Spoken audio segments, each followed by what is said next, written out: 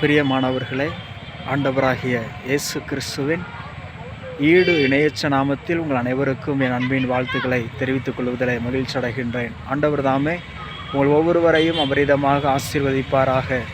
இந்த நாளிலும் கூட நாம் சிந்திக்கும்படியாக எடுத்துக்கொள்ளப்பட்ட வேத பகுதி லூக்கா 14ஆம் அதிகாரம் 33ஆம் வசனம்.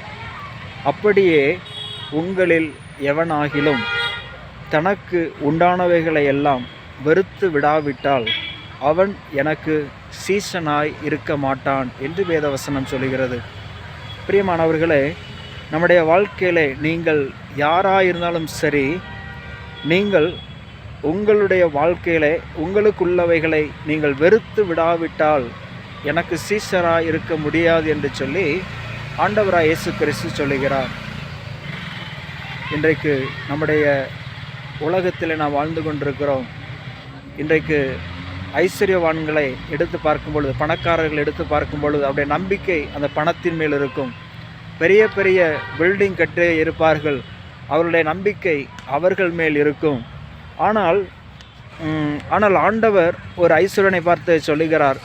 அவன் சொல்லுகிறான், நான் என்னுடைய நிலத்தை எல்லாவற்றையும் நான் விஸ்தரித்து நான் என்னுடைய களஞ்சியங்களை சேர்த்து வைப்பேன் என்று சொல்லி.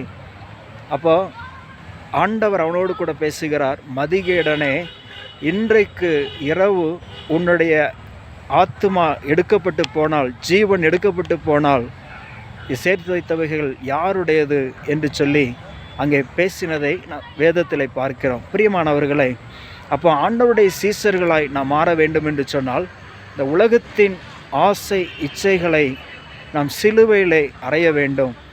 இந்த உலகத்தின் இச்சைகளை நாம் வெறுத்து விட வேண்டும், பாவங்களை வெறுத்து விட வேண்டும். இந்த உலகத்தின் மேல் உள்ள ஐஸ்வர்யங்கள் எல்லாவற்றையும் நாம் வெறுத்து விடும் பொழுது நிச்சயமாகவே ஆண்டவர் நமக்கு பரலோகத்தின் பாக்கியத்தை தருவார்.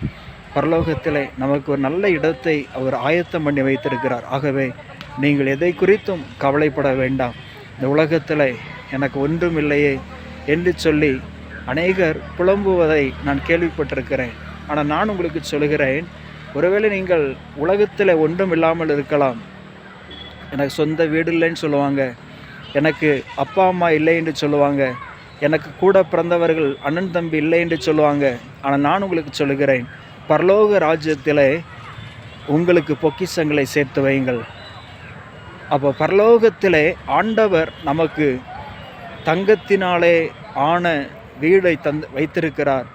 மகிமையின் கிரீடத்தை, பொற்கிரீடத்தை வைத்திருக்கிறார். வெண்ணங்கி நமக்கு வைத்திருக்கின்றார்.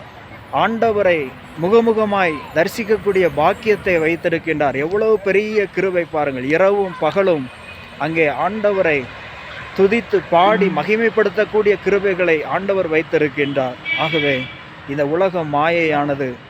இந்த உலகத்தின் மேல் அன்பு கூறாதிருங்கள், இந்த உலகத்தின் மேல் நம்பிக்கை வைக்காதிருங்கள், ஒரு நாள் அழிந்து போய்விடும். ஆகவே பரலோகத்தில் நீங்கள் நம்பிக்கை வையுங்கள், ஆண்டவர் மேல் நம்பிக்கை வையுங்கள். கர்த்தர் உங்களுக்கு மேன்மைகளை கட்டளிடுவார், சமாதானத்தை தருவார். பரலோகத்தின் ஆசீர்வாதத்தை உங்களை நிரப்பி உங்களை ஆசீர்வதிப்பாராக. ஆமேன், ஆமேன், ஆமேன்.